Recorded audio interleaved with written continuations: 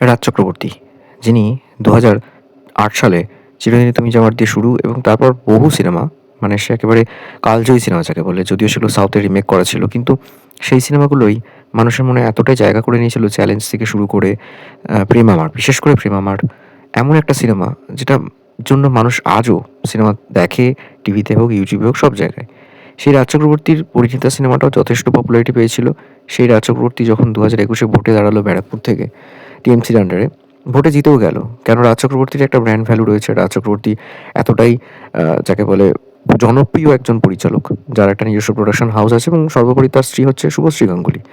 এবং শুভশ্রী গাঙ্গুলীর থেকে বয়সে অনেকটা বড় হলেও ভোটের প্রচারে শুভশ্রী গাঙ্গুলী সবসময় থাকতো এবং তাদের অন্তরঙ্গ দৃশ্য, তাদের মধ্যে সেই কেমিস্ট্রি বন্ডিং, বাইরে ঘুরতে যাওয়া, ভোটের প্রচার এবং ভোটের পর ফলাফলের আগে পুরীর মন্দিরে গিয়ে পুজো দেওয়া, আশীর্বাদ দেওয়া, সবকিছু তারা সবসময় সোশ্যাল মিডিয়াতে পোস্ট করতেই থাকে।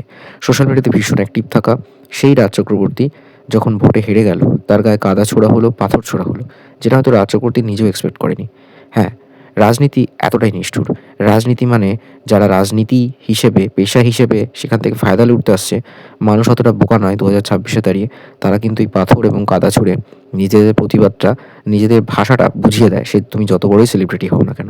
এটা জ্যোতি বসু বা বিমান বা আ বুদ্ধদেব ভট্টাচার্য নয়, যাদেরকে মানুষ আজও সম্মান করে। মন থেকে, অন্তর থেকে সম্মান করে, যাদেরকে আজও মানুষ দূর থেকে স্যালুট জানায়, কোনো কথা বলে না। রাস্তা দিয়ে যখন হেঁটে যায়, তারা বিনম্র হয়ে প্রণামটা করে। আর সেইসব মানুষরা যারা কোনোদিনই নিজেদের স্বার্থ চরিতার্থ করার জন্য, পয়সা লোটার জন্য, ফায়দা লোটার জন্য, সিন্ডিকেট চালানোর জন্য, তোলামূল করার জন্য কোনো রাজনীতির দলের সঙ্গে যুক্ত হয় না। এইটাই হলো বামফ্রন্ট, বা বলা চলে সেই সমস্ত বর্তমান সময়ে যারা ভোটে জিতেছে সেই দলকেও, সেই দলের কিছু স্পেশাল মানুষ আছেন যাদেরকে মানুষ সম্মান করে এবং ভালোবেসে তাদেরকে ভোটটা দিয়েছে।